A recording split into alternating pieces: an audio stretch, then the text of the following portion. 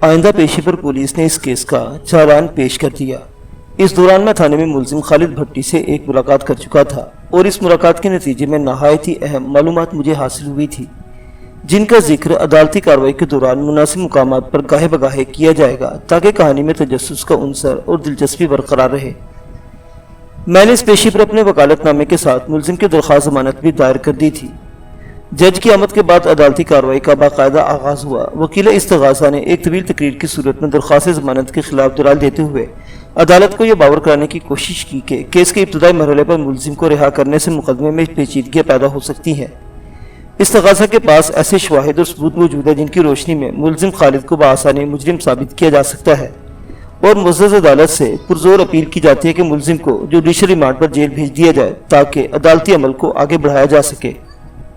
मैंने खालिद भट्टी से जो तफसीली मुलाकात की थी, इसमें बाज़ ऐसे पॉइंट सामने आए थे जिनकी बिना पर मुलजिम को बाइज्जत बरी करवाया जा सकता था, लेकिन इन पॉइंट्स के इस्तेमाल के लिए अदालती कार्रवाई के दौरान मुनासिब मौक़े के इंतजार की ज़रूरत थी। ताहम इसके बावजूद मैंने अपने मुवक्किल की जमानत कराने की पूरी कोशिश की, लेकिन यह कोशिश नाकाम हो गई थी और अदालत ने मुलजिम को जुडिशल रिमांड पर जेल भेजते हुए 10 दिन बाद की तारीख दी। पोस्टमार्टम की इब्तदाई रिपोर्ट के मुताबिक मकतूल शीदा नाई की मौत 8 नवंबर की रात 10 और 11 बजे के दरमियान वाक़ हुई थी। इसे साइलेंसर लगे रिवाल्वर की मदद से इसकी ख्वाबगाह में कत्ल किया गया था। मज़कूरा रिवाल्वर की 2 गोलियां मकतूल की खोपड़ी में उतरी और इसे इस दुनिया से उस दुनिया में ले गई। इस्तगासा की रिपोर्ट में बड़ी तफसील से यह जिक्र किया गया था कि मुलजिम सोचे समझे मंसूबे के तहत मकतूल के करीब हुआ था। मुलजिम की सऊदीया से नाखुशगवार वापसी का जिक्र किए बगैर इस बात पर जोर दिया गया कि कुछ अर्सा पहले जब मुलजिम ने मकतूल की बदली हुई शख्सियत के साथ कराची में देखा तो इसके अय्यार ज़हन ने फौरन एक साजिश तैयार कर ली, मकतूल को ब्लैकमेल करने की साजिश। वो समझ गया था कि मकतूल ने खुद को बदलने के बाद बहुत तरक्की की है और बड़ा आसूदा हाल हो गया है। पिंडी भटिया का एक मामूली सा नाई जिसकी जिंदगी पत्थर और कच्चे चमड़े के टुकड़े पर उस तरह घिसते गुजरी थी, वो लखपति बनकर सूट बूट में घूम रहा था, जबकि बकौल मुलजिम वो लुट पुट कर सऊदी अरब से आया था। एहसास महरूमी और नामसाइद हालात ने मुलजिम को यह सुझाई कि अगर वो मकतूल को ब्लैकमेल करना शुरू कर दे तो इसके तमाम मुआशी मसाइल हल हो जाएंगे। अगर वो मकतूल की असलियत और औकात को मंजर पर ले आए तो यकीनन मकतूल की साख और कारोबार को बड़ा शदीद धचका पहुंच सकता है। इसने मकतूल से तफसीली मुलाकात की और इसे शख्सियत की तब्दीली के हवाले से डराने की कोशिश की। मकतूल ने सूरत हाल की नज़ाकत को फौरन भांप लिया। इस तरह मुलजिम की चाल कामयाब हो गई। मुलजिम ने जुबान बंदी के वादे पर मकतूल से सौदेबाजी की। मकतूल इस बात के लिए राजी हो गया कि मुलजिम इसके साथ ही क़याम कर ले। इसके अलावा इसने मुलजिम को हर माह एक माकूल रकम देने की हामी भी भर ली। मकतूल के फ्लैट पर क़याम के दौरान चंद ही दिन में मुलजिम को मकतूल की आमदनी का अंदाज़ा हो गया। मकतूल पर तो गोया खून बरस रहा था।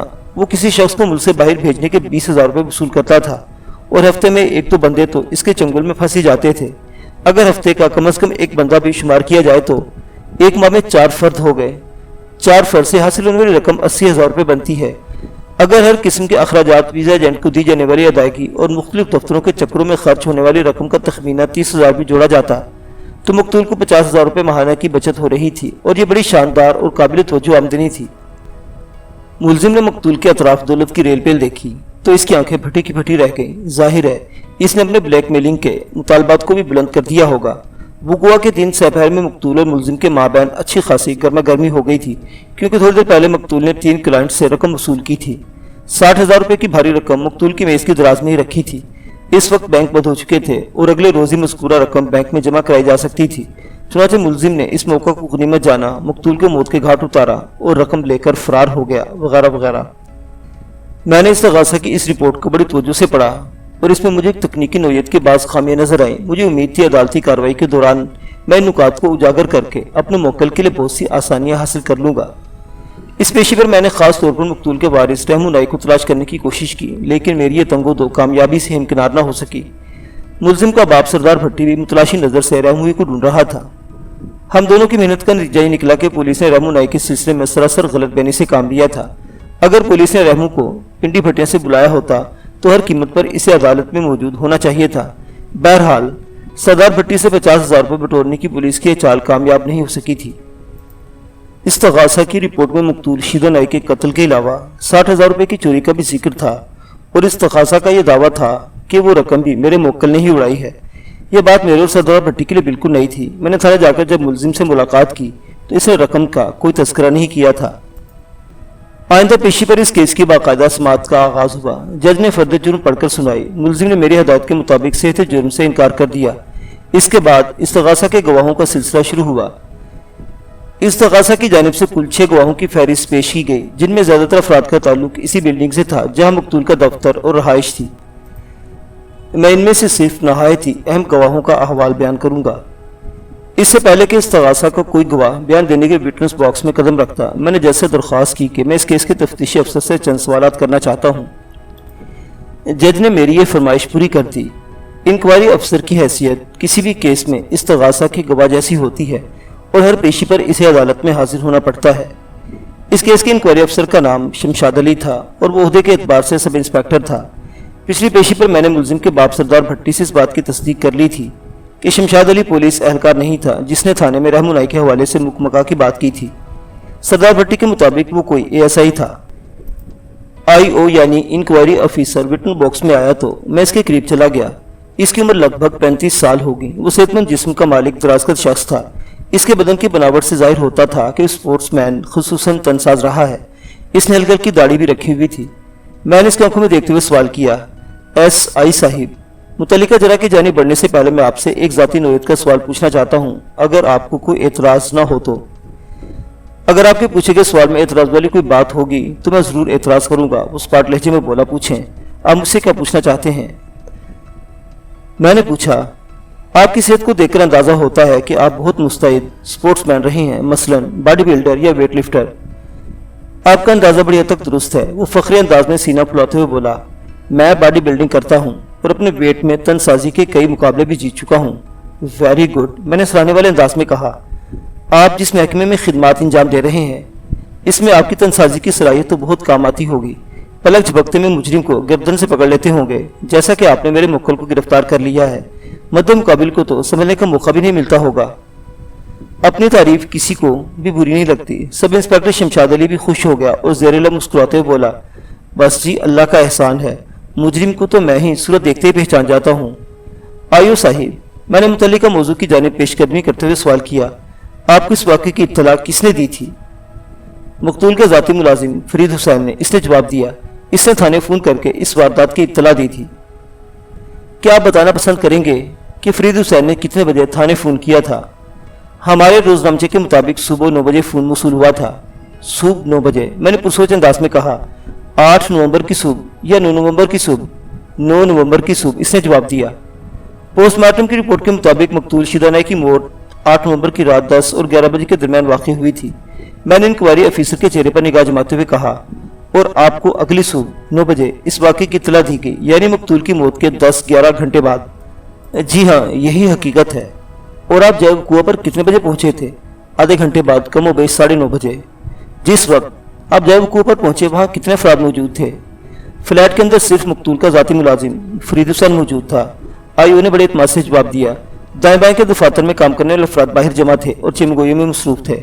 ٹھیک ہے، میں نے گہری سانس خارج کی اور سلسلہ سوالات کو آگے بڑھاتے ہوئے کہا، آپ نے جب کنواں پر پہنچنے کے بعد کیا کارروائی کی؟ موقع کی کارروائی، اس نے بتایا۔ میں اپنے ساتھ 2 کانسٹیبلز بھی لے کر گیا تھا۔ ایک کانسٹیبل کو میں نے فلیٹ کے داخلی دروازے پر متعین کر دیا تاکہ کارروائی کے دوران کوئی شخص اندر داخل نہ ہو۔ دوسرا کانسٹیبل مختلف امور میں میرا ہاتھ بٹانے لگا۔ ہم فرید حسین کے رہنمائی میں سیدھے اسی بیڈ روم میں پہنچے جہاں مقتول بیڈ پر مردہ پڑا تھا۔ کھوپڑی میں لگنے والی 2 گولیوں نے اس کے سر کا کچومر نکال دیا تھا۔ میں نے تیز نظروں سے تفتیشی افسر کو گھورا اور کہا، پوسٹ مارٹم کی رپورٹ کی روشنی میں آپ کم از کم 10 گھنٹے بعد جاوکو پر پہنچے تھے۔ آج کل موسم بھی خاصا سرد ہے، اس کا مطلب ہے مقتول کے جسم سے خارج ہونے والا خون تو جم گیا ہوگا۔ جی ہاں، اس کا یہی مطلب ہے۔ اس نے اس بات میں گردن ہلائی۔ جب میں نے مقتول کی لاش کا معائنہ کیا تو وہ بیڈ پر اپنے خون میں لت پت پڑا تھا، تاہم خون خشک ہو چکا تھا۔ آپ نے جب کنواں پر فنگر پرنٹس بھی اٹھائے ہوں گے؟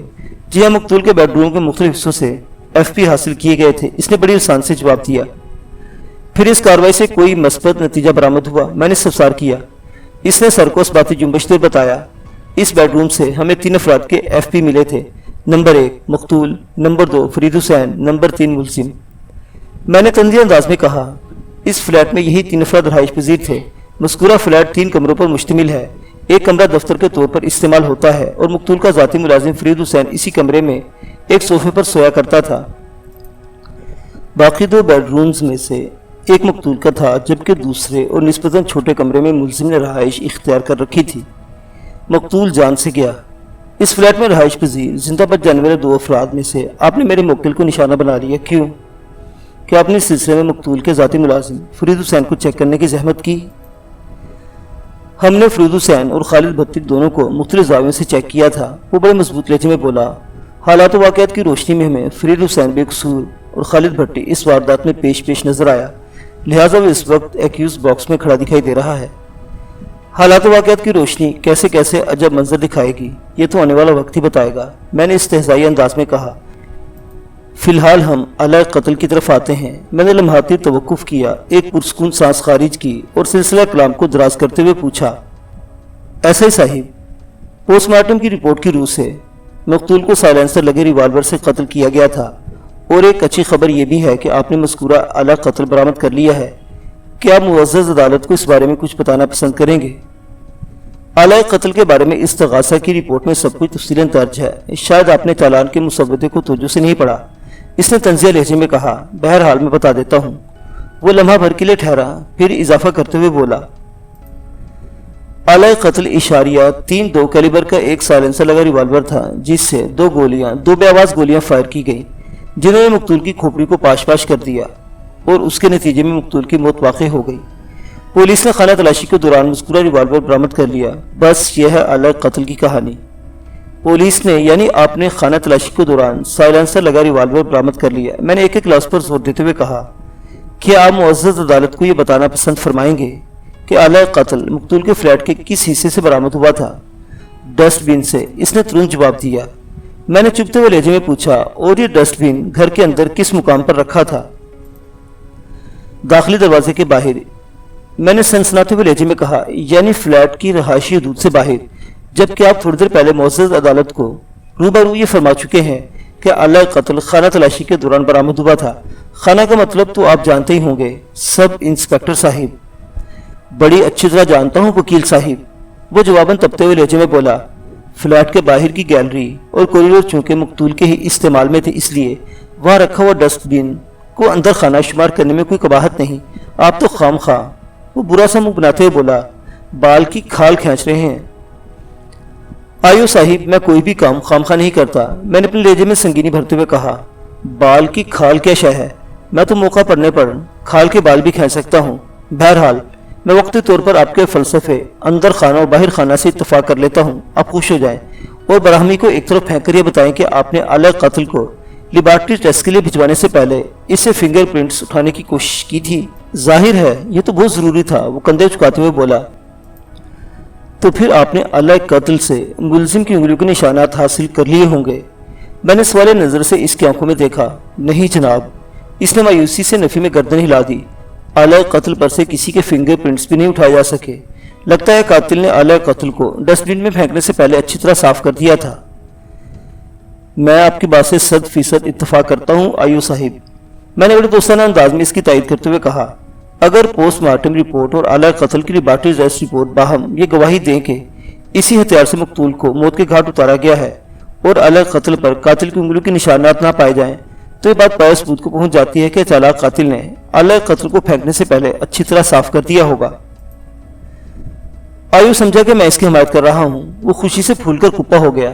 میں نے اس کی خوشی کے غبارے کو پنکچر کرنے کے لیے پن اٹھائی اور قدرے تیز لہجے میں سوال کیا، آئیو صاحب، آپ نے جب وقوع پر پہنچ کر خانہ تلاشی لی تھی، جیسا کہ آپ کو معلوم ہے پچھلے کچھ دنوں سے ملزم خالد بھٹی مقتول کے فلیٹ پر ہی قیام پذیر تھا۔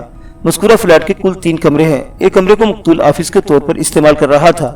آفس سے ملحقہ نسبتاً بڑے کمرے کو اس نے اپنا بیڈ روم بنا رکھا تھا، جہاں اس کی خون آلود لاش پڑی ملی، جبکہ تیسرے کمرے میں ملزم کا قیام تھا۔ کیا آپ نے مقتول کے فلیٹ کی خانہ تلاشی کے دوران ملزم کے کمرے کا جائزہ بھی لیا تھا؟